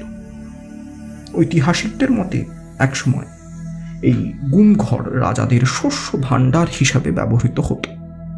কিছু জলের পাইপের টুকরো পাওয়া গিয়েছিল আশেপাশে। আবার স্থানীয় মানুষেরা মনে করে এটা আদতে একটা গুমঘরই ছিল। এখানে কয়েদিদের মৃত্যুদণ্ড দেওয়া হতো। একসাথে অনেকগুলো বড় সাপ পুঁতে রাখা হতো গুমঘরের মেঝেতে। পাঁচিলের বাইরে দিয়ে গুমঘরের ভিতরে নিক্ষেপ করা হতো হতভাগ্য কয়েদিদের। মেঝেতে পুঁতে রাখা খাড়া বল্লমে বিদ্ধ হয়ে মৃত্যু হতো তাদের। একটা সময় পর সেটা পরিত্যক্ত স্থানে পরিণত হয়েছিল। সত্যজিৎ ওর লুকিয়ে থাকার জায়গা হিসাবে এই গুমঘরটাকেই বেছে নেয়। কিন্তু শেষ রক্ষা হয়নি। বিশাল লোহার দরজাটা যেন কোনো শক্তিশালী প্রাণী আঘাত করে ভেঙে ফেলেছে। পুলিশেরা চারিদিক সার্চ করে ঘরের মেঝে থেকে বেশ কিছু ছোট ছোট বাচ্চার খুলি, হাড়গোড় আর সত্যজিতের মাঝখান থেকে আড়াআড়ি ভাবে চিড়ে আলাদা করে দেওয়া মৃতদেহটা আবিষ্কার করে। সমস্ত জায়গাটা চাপ চাপ রক্তে ভেসে যাচ্ছিল। দেখে মনে হয় যেন বিশাল দেখি কোনো হিংস্র দানব তার তীক্ষ্ণ জান্ত মুখে বিধিয়ে সত্যজিৎকে চুড়ে ফালা ফালা করে দিয়েছে। শেষে বন্য প্রাণীর আক্রমণে মৃত্যু হয়েছে বলে সত্যজিতের কেসের ফাইলটা ক্লোজ করে দেওয়া হয়। ধীরেন্দ্রবাবু থামতেই জানলার বাইরে থেকে ক্যাঁ ক্যাঁ করে বিশ্রী শব্দে একটা পাখি দেখে উঠতেই চমকে সেদিকে ঘাড় ঘোরালো ধ্রুব। ধীরেন্দ্রবাবু এক দৃষ্টে তাকিয়ে আছেন ওর মুখের দিকে, কিন্তু তার চোখের দৃষ্টি যেন আটকে আছে অনেক দূরে, অনেক গভীর কোনো ষড়যন্ত্রের অন্ধকারে। মোহাচ্ছন্নের মতো ফিসফিস করে তিনি বলে চললেন, বৈদ্য বাবা চেলিয়ামা গ্রাম ছেড়ে যাওয়ার আগে তার প্রিয় শিষ্য সত্যজিৎকে একটা আড়বাঁশি আর একটা গোলাপি পাথরের আংটি দিয়ে গিয়েছিলেন। বাবার কাছে শোনা এই আংটির পাথরটা মন্ত্রপুত ছিল। তিনি সেটা নীলাচল পাহাড়ে সাধনায় নিবিষ্ট এক সন্ন্যাসীর কাছ থেকে সংগ্রহ করেছিলেন। রাত 12টার পর সেই আংটি ডান হাতের মধ্যমায় পরিধান করে সেই মৃত সঞ্জীবনী মন্ত্র আওড়ালে নাকি মৃত মানুষের আত্মা নব কলেবরে আবার নতুন করে বেঁচে ওঠে। যদিও এসব শোনা কথা। সেই গুমঘর থেকে সত্যজিতের মৃতদেহের সাথে বাবার দেওয়া সেই ট্রানজিস্টার, মন্ত্রপুত আড়বাঁশি আর এই হলদে পুরনো নোটবুকটা খুঁজে পেয়েছিল পুলিশ। কিন্তু আংটিটা কোথাও খুঁজে পাওয়া যায়নি। বাবা তখন বন্ধুর এরূপ নৃশংস হত্যাকাণ্ডে শোকে পাথর হয়ে গেছেন। সত্যজিৎকে প্রাণে না মেরে তাকে বুঝিয়ে সুঝিয়ে আইনের হাতে সারেন্ডার করাতে চেয়েছিলেন বাবা, কিন্তু তার আগেই কি থেকে কি হয়ে গেল। বাবা বন্ধুর স্মৃতি রক্ষার্থে ওই জিনিসগুলো এনে আমাদের উপরের ওই চিলেকোঠার ঘরটায় যত্ন করে রেখে দিলেন।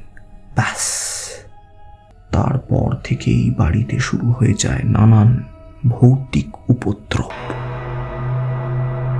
জায়গার জিনিস জায়গায় পাওয়া যেত না, পাওয়া যেত অন্য জায়গায়। রাত বিরেতে যখন তখন আলো নিভে যেত। চিলেকোঠার ঘর থেকে নানান ভুতুড়ে শব্দ আসত। বাবা রাতে মাঝে মাঝে এরপর ভয়ানক দুঃস্বপ্ন দেখতে শুরু করেন। বন্ধুর এই পরিণতি তিনি যেন আর মেনে নিতে পারছিলেন না। দিন রাত সত্যজিতের কথা ভাবতেন।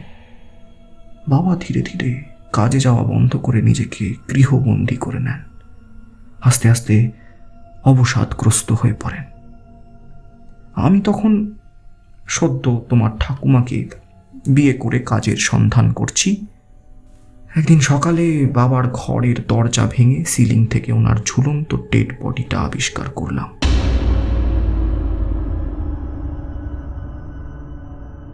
বাবার এহেন অপঘাত মৃত্যু যন্ত্রণা সহ্য করতে পারলেন না আমার মা। রাতারাতি স্ট্রোক হয়। মাকে হাসপাতালে ভর্তি করার আগেই সব শেষ। একটা গোটা রাতের মধ্যে আমি অনাথ হয়ে গেলাম। বাবা মা মারা যাওয়ার পর আমাদের বাড়ির সেই ভুতুরে জিনিসপত্র সাময়িক কালের জন্য বন্ধ হয়ে গেল। একটার পর একটা দিন কাটতে থাকে। তোমার পিসি রুক্মিণীকে বিয়ে দিই কলকাতার এক নামী ব্যবসায়ী দীনেশ বসুর সাথে। যদিও অনেক ছোটবেলায় দেখেছো, কিন্তু তোমার পিসি মশাই যে কতটা ভালো মানুষ ছিলেন সেটা তোমরা দুই ভাই বোনই খুব ভালোভাবে জানো। তোমাদের ঠাকুমা মারা যাওয়ার কিছু বছর আগে বেশ কিছুদিনের জন্য আমাদের এখানে বেড়াতে এসেছিল রুক্মিণী আর দীনেশ। এবার ঘটলো আর এক বিপদ। আবার সেই পুরনো ভৌতিক জিনিসপত্র ঘটতে শুরু করলো। খেতে বসলেই কি যেন খাবারের থালায় চাপ চাপ রক্ত মাখিয়ে দিয়ে যায়। ধুলোবালি কাঁকড় ছুঁড়ে মারে। ঘরের চারিদিকে পড়ে থাকে মাংসের হাড় কিংবা মাছের কাঁটা। একদিন সকালে ছাদে পাইচারি করার সময় একটা মাছের কাঁটা বেঁধে দীনেশের পায়ে। প্রথমে আমল না দিলেও সেদিন রাতে ধুম জ্বর আসে ওর। ডাক্তার ডাকা হয়, কিন্তু কোনো লাভ হলো না। রাতারাতি ধনুষ্টঙ্কারে জল জ্যান্ত প্রাণটা আমাদের সকলের চোখের সামনে শেষ হয়ে গেল। এরপর তোমার ঠাকুমার কথায় আমি একজন বড় ওঝাকে ডেকে আনি। তিনি সব ঘটনা শুনে বেশ বড় সড়ো একটা যজ্ঞের আয়োজন করেন। তারপর মৃত সত্যজিতের ওই জিনিসগুলো মন্ত্র দিয়ে বন্দি করে একটা টিনের বাক্সে তালাবন্ধ করে চিলেকোঠার ঘরে আটকে রাখা হয়। তাই ওই ঘরে ঢোকা বা ওই বাক্স খোলা আমাদের পরিবারের বারণ আছে। রুক্মিণী মাঝে মাঝে ঘর পরিষ্কার করার জন্য দরজা খোলে আবার আটকে দেয়। গতকালও ঘরটা পরিষ্কার করার জন্যই খোলা হয়েছিল, তারপর হয়তো আর সেটা আটকাতে ভুলে গেছে। দাদু ভাই, এই নোটবুকটা আমায় দিয়ে দাও। আমি ওই সব কিছু কাল সকাল সকাল গিয়ে কংসাবতীর জলে বিসর্জন দিয়ে আসব। নেহাত বাবার বারণ আছে তাই, নয়তো এই অভিশপ্ত জিনিস বাড়িতে রাখতে আমি একদমই সায় দিইনি। কিন্তু আর না, কাল সকাল সকাল গিয়ে ওগুলো বাড়ি থেকে দূর করে দিয়ে আসবো আমি। ধীরেন্দ্রবাবু থামলেন। তার চোখের কোণায় যেন একটু জল চিকচিক করছিল। ধ্রুব এতক্ষণ একটা কথাও বলেনি। এবার মাথা নামিয়ে কিছু চিন্তা করে নিয়ে বলল, আচ্ছা দাদু, যে মহাসঞ্জীবনী মন্ত্রের কথা তুমি বললে, সেটা দিয়ে কি সত্যিই মৃত মানুষকে বাঁচিয়ে তোলা যায়? ধীরেন্দ্রবাবু একটু অদ্ভুত চোখে তার নাতির দিকে তাকালেন। তারপর খাড়া নাকটা দুবার টেনে চোখের মোটা চশমাটা নাকের উপর গুঁজে বাঁকা শরীরটা তীরের মতো সোজা করে বসে পকেট থেকে আরেকটা বিড়ি বার করে সেটা ধরিয়ে অল্প হেসে বললেন, দাদু ভাই, তোমরা ছোটবেলায় আলিবাবার 40 চোরের গল্প পড়েছিলে মনে আছে? একটা গুহার মধ্যে ধনরত্ন গচ্ছিত করে রেখেছিল ডাকাতের দল। একটা পাথরের দরজা দিয়ে সেসব লুকোনো ছিল, যা সাধারণ মানুষের দ্বারা খোলা সম্ভব ছিল না। তো এই দরজা খোলার একটা মন্ত্র ছিল, কি বলতো? এটা তো সবাই জানে, চিচিং ফাঁক। রাইট। এই মন্ত্রের উচ্চারণ করলেই সেই মণিরত্ন ভাণ্ডারের দরজা খুলে যেত। আধ্যাত্মিক জগতে প্রবেশের জন্য এরকম একটা দরজা আছে। সেই দরজা খোলার জন্য শারীরিক শক্তি কোনো কাজ করতে পারে না, কিন্তু শব্দ শক্তি বা মন্ত্র শক্তি, মনন শক্তির একাগ্রতার সাহায্যে এই অসাধ্য সাধন করতে পারে। এই রকম দুটো মন্ত্র আমাদের কাছে খুব পরিচিত। একটা হচ্ছে গায়ত্রী মন্ত্র, আর অন্যটা হলো মহামৃত্যুঞ্জয় বা মহাসঞ্জীবনী মন্ত্র। আধ্যাত্মিক জগতের প্রবেশ দ্বার উন্মোচনের জন্য এই মন্ত্রগুলো ব্যবহার করা হয়। যে মন্ত্রের ক্ষমতা নিয়ে সত্যজিৎ নতুনভাবে পরীক্ষা করতে চেয়েছিল, সেই মহামৃত্যুঞ্জয় মন্ত্রটি মহামুনি মার্কণ্ডেয় উদ্গীত নামে পরিচিত। বলা হয়ে থাকে চন্দ্রদেব একবার প্রজাপতি দক্ষের অভিশাপের কবলে পড়েছিলেন। তখন ঋষি মার্কেন্ডেয় প্রজাপতি দক্ষের কন্যা সতীকে এই মহামৃত্যুঞ্জয় মন্ত্র দান করে। আবার অনেকের মতে এটি একটি বীজ মন্ত্র। এই মন্ত্রের দ্রষ্টা হচ্ছেন ঋষি কোহল। ঋষি কোহল শিব সাধনায় এই মন্ত্র পেয়েছিলেন। কেউ কেউ আবার মনে করেন এই মন্ত্র স্বয়ং মহাদেব ঋষি শুক্রাচার্যকে গোপনে জানিয়েছিলেন। শুক্রাচার্য আবার ঋষি দধিচিকে এই মন্ত্র দিয়েছিলেন। বুঝলে দাদু ভাই, এই মন্ত্র মহা শক্তিশালী, তাই একে সবসময় গোপন রাখা হতো। আজ আর অবশ্য এই গোপনীয়তা নেই। এখন ঘরে ঘরে এই মন্ত্র সিডি ক্যাসেটের দৌলতে গান হয়ে ঘুরছে। যদিও আমার মনে হয় এতে সবার মঙ্গলই হয়েছে। এই মন্ত্রকে বিভিন্ন নামে ডাকা হয়। কেউ একে বলে রুদ্র মন্ত্র, আবার কেউ বলে ত্রম্বকম মন্ত্র, কেউ কেউ আবার এটাকে মৃত সঞ্জীবনী মন্ত্র বলে ধারণা করে। আবার বাকিরা একে মৃত্যুঞ্জয় মন্ত্র বা মহামৃত্যুঞ্জয় মন্ত্র বলে চেনে। বেদে 2-3 জায়গায় এই মন্ত্রের উল্লেখ পাওয়া যায়। হাতের উপর বসে থাকা একটা মশাকে চটাস শব্দে মেরে জায়গাটা চুলকোতে চুলকোতে ধীরেন্দ্রবাবু একটু ব্যঙ্গের সুরে বললেন, দাদু ভাই, একটা মজার ঘটনা বলি। কিছুদিন আগে একটা বাংলা খবরের কাগজে পড়েছিলাম, দিল্লির একটি বিখ্যাত সরকারি মেডিকেল কলেজে এই মহামৃত্যুঞ্জয় মন্ত্র নিয়ে নাকি গবেষণা করা হচ্ছে। সেখানে মুমূর্ষ রোগীকে এই মহামৃত্যুঞ্জয় মন্ত্র পাঠ করে শোনানো হচ্ছে। এর ফলে নাকি মৃত্যুপথযাত্রী রোগী আবার জীবন পথে ফিরে আসবে।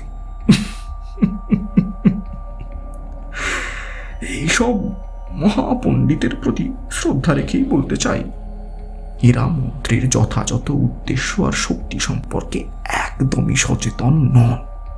এতে করে মন্ত্রের প্রতি আমাদের বিশ্বাস হারাচ্ছে। দাদু ভাই, একটা কথা বুঝলে, যে ভূতে বিশ্বাস করে তাকেই কিন্তু ভূতে ধরে। তোমার যদি মন্ত্রে বিশ্বাস থাকে তবেই তোমার এই মন্ত্রে কাজ হতে পারে, নতুবা নয়। আমরা অনেকেই লক্ষ্য করেছি, মৃত ব্যক্তির বুকের ওপরে একটা গীতা রেখে দেওয়া হয়, আর তার সাথে মৃত্যু পথযাত্রীর কানে হরে কৃষ্ণ মন্ত্র শোনানো হয়। এতে নাকি তাদের বিষ্ণু লোক প্রাপ্তি হবে। সব বুজরুকি। এদের উচিত গীতার বাক্যকে বেঁচে থাকাকালীন উপলব্ধি করে নিজের জীবনে গীতার বাণী মেনে চলা। বলে দাদু 2 হাত জড়ো করে কপালে ঠেকালেন। ধ্রুব বড় বড় চোখে তাকিয়ে বলল, তার মানে মন্ত্রে বিশ্বাস থাকলে তাহলে সেই মন্ত্র দিয়েই আধ্যাত্মিক জগতের দ্বার উন্মোচন করা যেতে পারে, তাই তো? অবশ্যই পারে। বলা হয় এই মহামৃত্যুঞ্জয় মন্ত্র যথার্থ উপায়ে জপ করতে পারলে তা আমাদের মানসিক আবেগ আর শারীরিক স্বাস্থ্য রক্ষার জন্য খুবই উপকারী। এমনকি দীর্ঘ জীবন, অমরত্ব, মোক্ষ লাভ এসবও ঘটে যেতে পারে। পুরাণ মতে এই মন্ত্র মুনি ঋষিরা ব্যবহার করতেন। দক্ষরাজ কন্যা সতী প্রজাপতি দক্ষের অভিশাপে যখন চন্দ্রদেব অর্থাৎ তাঁর স্বামী পক্ষাঘাতগ্রস্ত হয়ে পড়েন, তখন এই মন্ত্র জপ করায় চন্দ্রদেব শিবের মস্তকে স্থান পেয়েছিলেন। অকাল মৃত্যুর হাত থেকে এই মন্ত্র গোটা জীবজগৎকে রক্ষা করতে পারে। আবার উল্টো দিকে এই মন্ত্র যদি ভুলভাবে উচ্চারণ করা হয় তবে তা প্রাণঘাতী হতে পারে। এই মন্ত্র জপের সময় বিভিন্ন বিভূতি আমাদের শরীরের উপরে ভর করে, যা যজ্ঞ করার ফলে তৈরি হয়। এই মন্ত্র আমাদের চেতনা শক্তির সঙ্গে মিলন ঘটিয়ে দেয়, প্রকৃতির নানান ক্ষতিকর প্রভাব থেকে আমাদের শরীরকে রক্ষা করে। বারবার এই মন্ত্র জপ করলে আমাদের একাগ্রতা বৃদ্ধি পায়, ফলে যে কোনো বিষয়ে সহজেই জ্ঞান লাভ করা সম্ভব হয়। এছাড়াও আরোগ্য লাভ, জীবনী শক্তি পুনরুদ্ধারে ধাত্রী মায়ের মতো কাজ করে এই মন্ত্র।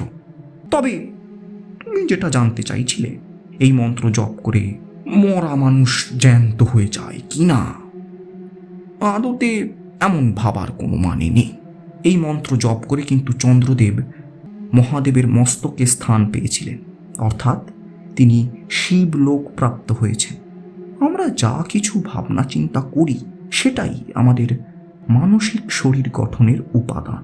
অর্থাৎ আমরা যদি ত্রম্বকের অর্থাৎ ত্রিকালেশ্বরের অর্থাৎ মঙ্গলময়ের চিন্তা করি আর পৃথিবীর বন্ধন থেকে মুক্ত হবার জন্য প্রার্থনা করি, অমৃতের পথে যাবার জন্য লোভগ্রস্ত হয়ে পড়ি, তবে আমরা সেসব লাভ করতে সক্ষম হব। দাদু ভাই, একটা কথা তোমায় বলে রাখি, যেটার অর্থ আরও বড় হলে জীবন তোমায় শিখিয়ে দেবে। স্থূল শরীর ত্যাগের পরে আমরা সবাই মানুষ শরীরে অবস্থান করি। মানুষ শরীর ত্যাগের পরে আমরা বিজ্ঞানময় শরীরে অবস্থান করি। অর্থাৎ আমরা স্থূল শরীরে থেকে যে চিন্তা করেছিলাম সেই মতো আমরা মানুষ শরীর প্রাপ্ত হব। আবার যে জ্ঞান সংগ্রহ করেছিলাম সেই মতো আমরা বিজ্ঞানময় শরীর প্রাপ্ত হব। এই মন্ত্রের সঠিক অর্থ জানা যতটাই সহজ, ঠিক ততটাই কঠিন একে অনুশীলন করা। এই মন্ত্রের উদ্দেশ্য যদি আমরা সঠিকভাবে বুঝতে পারি, আত্মস্থ করতে পারি, তবে আমরা অবশ্যই অমরত্ব লাভ করতে পারবো বলেই আমার ধারণা। মন্ত্র কোনো ভেলকি নয়, মন্ত্র মনকে ত্রাণ করে। যাঁরা জগৎ সংসারে এই মন্ত্রের মধ্যে সঠিকভাবে নিজেকে বিলিয়ে দিতে পেরেছেন, তাঁরা অবশ্যই এই মন্ত্রের মাহাত্ম্য উপলব্ধি করতে পেরেছেন। যাই হোক, আজ তোমার এই পর্যন্ত জানলেই হবে, এর থেকে বেশি জানার দরকার নেই। ধ্রুব দাদুর দিকে তাকিয়ে একবার মাথা দোলালো। কথার মাঝেই পিসিমা এসে দাদুকে এক কাপ ধোঁয়া ওঠা গরম গরম চা দিয়ে গেল। লাবণ্য এখনও ঘুমোচ্ছে দেখে পিসি আর ওকে ডাকেনি। আলোচনায় বাধা পড়ায় ধীরেন্দ্রবাবু কিছুক্ষণের জন্য কথার খেই হারিয়ে মনে মনে চুপ করে কিছু ভাবছিলেন। ধ্রুব হাতের হলদে নোটবুকটা একবার ভালো করে দেখে নিয়ে সেটা দাদুর দিকে বাড়িয়ে দিয়ে বলল, আচ্ছা দাদু, একটা জিনিস বুঝতে পারলাম না, নোটবুকটার শেষ পৃষ্ঠায় যে আমার নামটা লেখা রয়েছে সেটা তবে? চায়ে চুমুক দিয়ে মুখে একটা স্বস্তির শব্দ করে ধীরেন্দ্রবাবু বললেন, ও কিছু নয়, ওসব সত্যজিতের হাবিজাবি সব লেখা। হয়তো তোমার নামটাও লেখেনি, হয়তো অন্য কারোর কথা লিখেছিল। বরং বলা ভালো, ওই নামটা দেখেই তোমার জন্মের সময় আমি নাম রেখেছিলাম ধ্রুব সেন। তা নিছক একটা কাকতালীয় ব্যাপার। তুমি বা দিদিভাই আর এটা নিয়ে বেশি ভেবো না। দিদিভাইয়ের জ্বরটা তাড়াতাড়ি সেরে গেলেই মঙ্গল। পুজোর সময় বাচ্চা মেয়ে। আর হ্যাঁ, ওকে কিন্তু এসব কিছু বলো না, কেমন? আর তোমাদের ওই চিলেকোঠার ঘরটায় যাওয়ার আর প্রয়োজন নেই। আজকে রাতটা কাটলেই কাল জিনিসগুলোর সদ্গতি করে দিয়ে আসবো। বলে নোটবুকটা ফতুয়ার পকেটে ঢুকিয়ে চুপচাপ চায়ে চুমুক দিতে লাগলেন ধীরেন্দ্রনাথ সেন। ধ্রুব মুখে কিছু বলল না। দাদুর শেষ কথার যুক্তিটা ও কিছুতেই মেনে নিতে পারছে না। কি করে পারবে? আজ সকালে চিলেকোঠার ঘরে ও আর লাবণ্য যে ভয়ানক ঘটনার মুখোমুখি হয়েছিল, সেটার ব্যাখ্যা যে ওর দাদুর কাছেও নেই, এটা বুঝতে পেরেই চুপ করে বসে থাকলো ধ্রুব। জানলার বাইরে থেকে তখন দলে দলে পাখিরা কিচিরমিচির শব্দে তাদের বাসার দিকে উড়ে চলেছে। নিজের ঘরে খাটের উপর চোখ চাপা দিয়ে শুয়েছিল ধ্রুব। পাশেই ওর বোন লাবণ্য অঘোরে ঘুমোচ্ছে। সন্ধ্যের পর ওকে আরও একটা জ্বরের ওষুধ দেওয়া হয়েছে। রাতে একবার মা ফোন করে ওদের খবর নিয়েছেন। সকালের কথা বা বোনের শরীর খারাপের কথা বলে মাকে আর বিব্রত করতে চায়নি ধ্রুব। রাত এখন কত কে জানে। আজ সকাল থেকে পরপর যা ঘটে চলেছে মাথার মধ্যে সবটা সাজানোর চেষ্টা করছিল। সত্যজিৎ বাবুর কথা, তাঁর সাধনার কথা, দাদুর বলা তন্ত্র সাধনার কথা, সব কিছু মাথার মধ্যে ঘুরপাক খাচ্ছিল ওর। এইসব ভাবতে ভাবতেই বোধহয় হালকা এক তন্দ্রা মতো এসে গিয়েছিল। হঠাৎ ডাইনিং হলের গ্র্যান্ডফাদার ক্লকটা ঢং ঢং করে বেজে উঠতেই তন্দ্রাচ্ছন্ন ভাবটা কেটে গেল ধ্রুব। 12টা বাজল। কানটা একটু খাড়া করতেই এবার হালকা মিষ্টি শব্দটা ধ্রুবর কানে ধাক্কা দিল। একটা মৃদু অথচ তীক্ষ্ণ সুরে খেয়াল বাঁশি বেজে চলেছে কোথাও। ধ্রুব ধর্মর করে বিছানায় উঠে বসতেই টের পেল বাঁশির শব্দটা আসছে উপরের চিলেকোঠার ঘরটা থেকে। আশ্চর্য, এত রাতে ওই ঘরে কে এমন মিষ্টি সুরে বাঁশি বাজাচ্ছে? ধ্রুব একবার বোনের ঘুমন্ত মুখটার দিকে তাকালো। না, কোনো বিকার নেই সেখানে। ধ্রুব এদিক ওদিক দেখে পা টিপে টিপে বিছানা থেকে নামলো। দাদু আর পিসিমণির ঘর থেকে এখন আর আলো জ্বলতে দেখা যাচ্ছে না।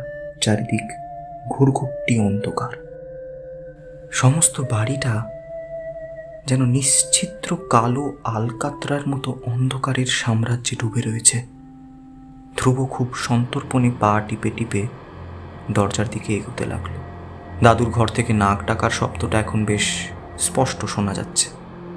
বাইরে কোথাও একটা এক টানা ঝিঁঝি পোকা ডেকে চলেছে। চারিদিকে আর কোনো শব্দ নেই।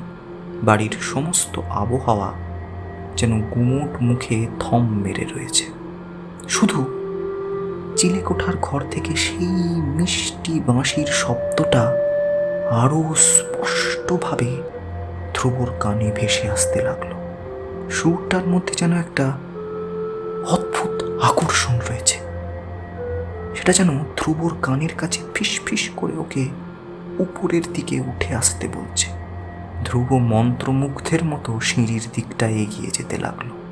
চিলেকোঠার ঘরটা থেকে এখন একটা ক্ষীণ হলুদ আলোর রেখা বেরিয়ে এসে সিঁড়ির উপর পড়েছে। যেন ধ্রুবকে পথ দেখিয়ে নিয়ে যাওয়ার জন্যই সেটা এই অতল অন্ধকার ফুঁড়ে ধ্রুবর সামনে এসে উপস্থিত হয়েছে। সেই অমোঘ আর অপার্থিব বাঁশির সুরে মোহিত হয়ে মহাচ্ছন্নের মতো এক পা করে সিঁড়ি বেয়ে উপরে উঠতে লাগলো ধ্রুব। ওই তো চিলেকোঠার ঘরটা দেখা যাচ্ছে। ভেজানো দরজার ফাঁক দিয়ে এক টুকরো হলদে আলোর রেখা ধ্রুবকে সেই দিকে পথ দেখিয়ে নিয়ে যেতে লাগলো। দরজাটা অল্প ঠেলা দিতেই ক্যাঁচ করে পুরনো কাঠের দরজাটা খুলে গেল। একটা মাংস পচা ভ্যাপসা গন্ধ ধ্রুবর নাকে এসে লাগলো। সমস্ত ঘরটা যেন ধোঁয়ায় ভরে আছে। ঘরের হলুদ বাল্বটা টিমটিম করে জ্বলছে। পা টিপে টিপে ঘরের ভেতরটায় ঢুকে এলো ধ্রুব। আর তারপর সামনের দিকে তাকাতেই ওর হৃৎপিণ্ডটা এক লাফে গলার কাছে এসে তুম তুম করে আলজিভে ধাক্কা মারতে লাগলো। ওখানে ওটা কে?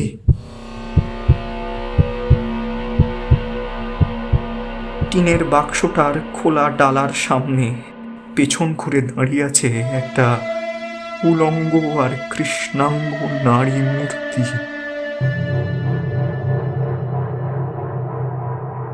আকারে খর্ব, এক মাথা বড় বড় চুলের গোছা ঘাড় চাপিয়ে কোমর পর্যন্ত নেমে এসেছে। সামনের দুটো কালো কালো হাতে আর বাঁশিটা ধরে এক মনে সে সেটা বাজিয়ে চলেছে। কি তীক্ষ্ণ অথচ কি সুরেলা সেই বাঁশির আওয়াজ! শুনলেই যেন মাথার মধ্যে চলতে থাকা সমস্ত চিন্তা নিমেষে থিতিয়ে গিয়ে মন শান্ত করে দেয়।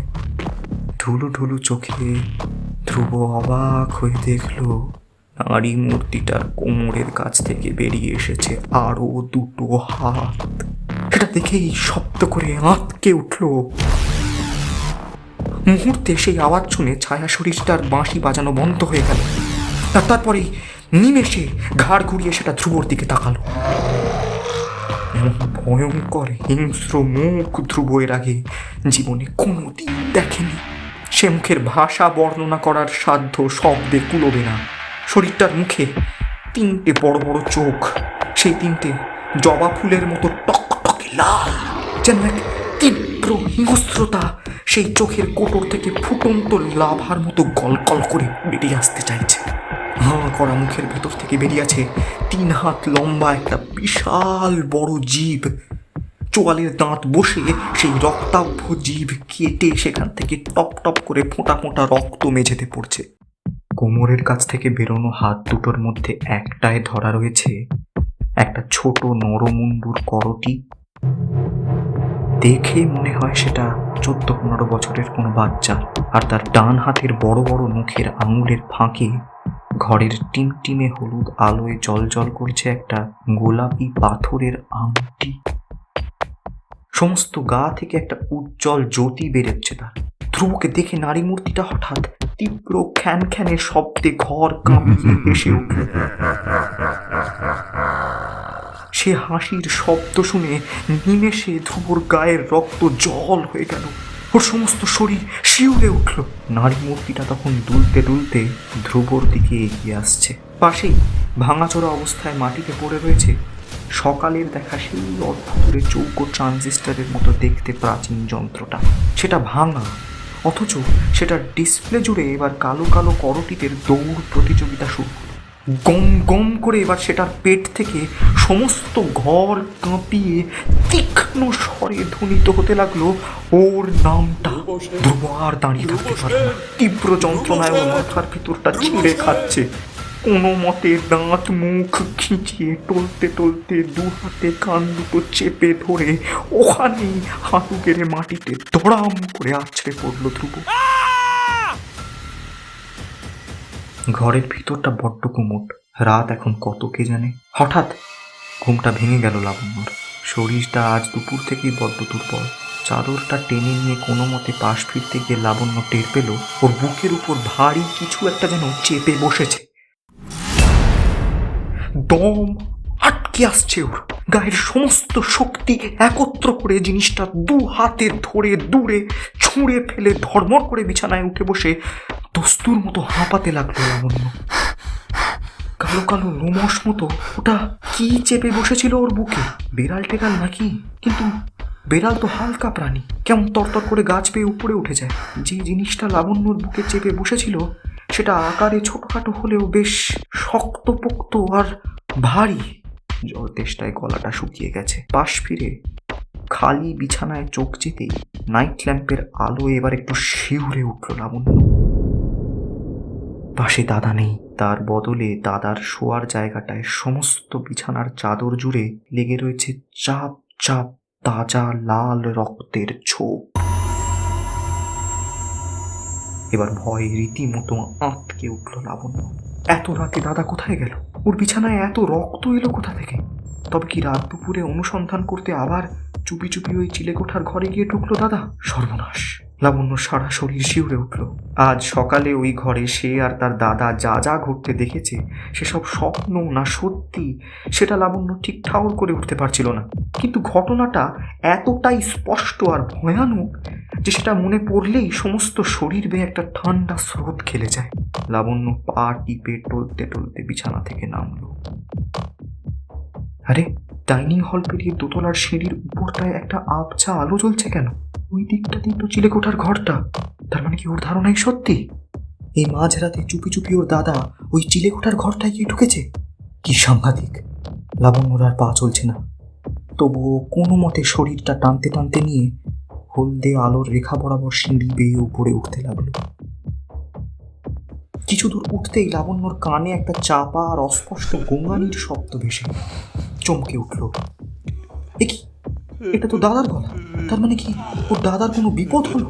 লাবণ্যর শরীরে তখন যেন একটা অদৃশ্য শক্তি ভর করেছে। তরতর করে সিঁড়ি দিয়ে উঠে চিলেকোঠার দরজাটা এক ধাক্কায় খুলে দিল লাবণ্য।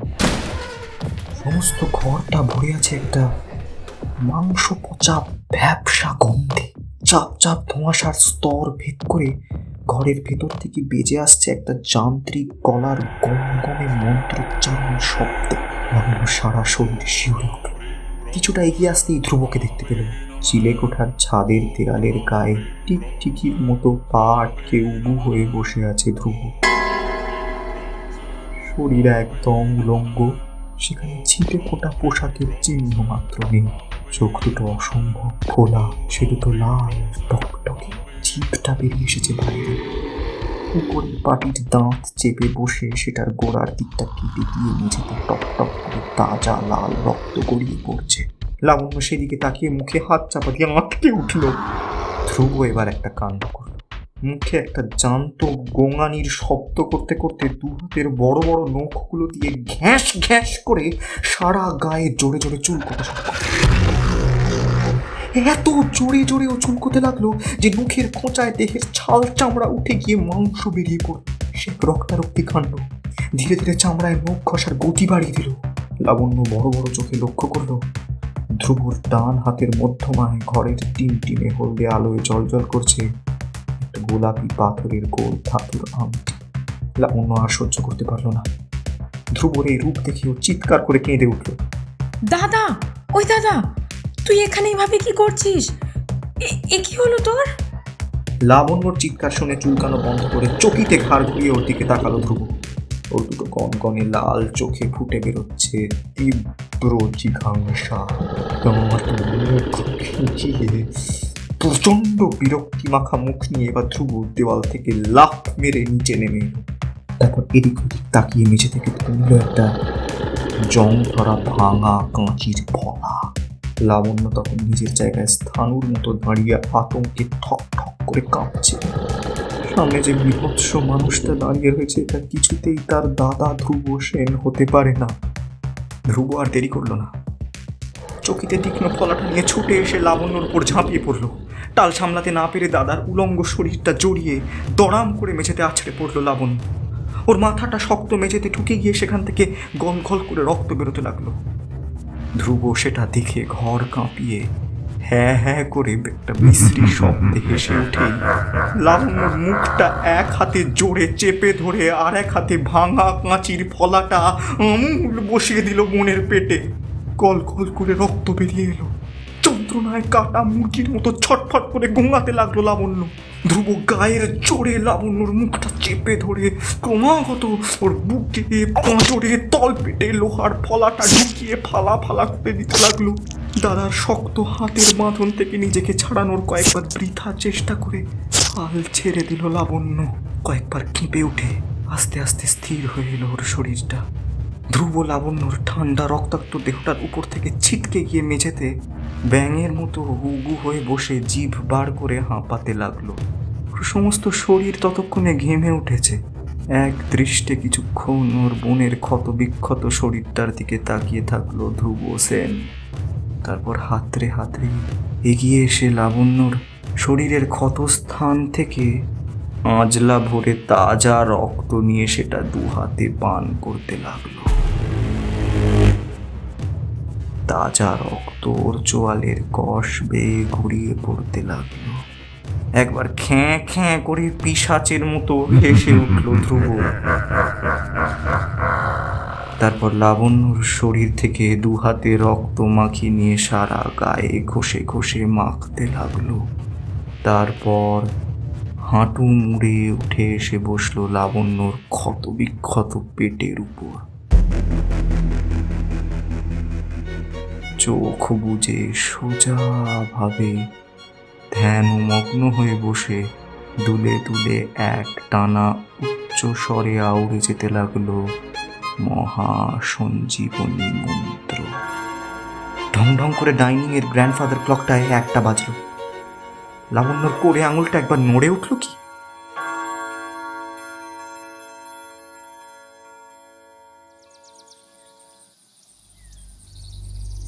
পরদিন সকালে চিলেকোঠার ঘর থেকে অদ্ভুত আওয়াজ শুনে ছুটে এসে যখন ধীরেন্দ্রবাবু আর রুক্মিণী দেবী লাবণ্যর ক্ষতবিক্ষত রক্তাক্ত দেহটা সেখানে আবিষ্কার করলেন, ততক্ষণে বাইরে ভোরের আলো ফুটে গেছে। ধ্রুব তখনও উলঙ্গ হয়ে বনের ঠান্ডা নিথর শরীরটার উপর সারা গায়ে রক্ত মেখে বসে এক টানা ক্লান্ত স্বরে আউড়ে চলেছে একটা মন্ত্র।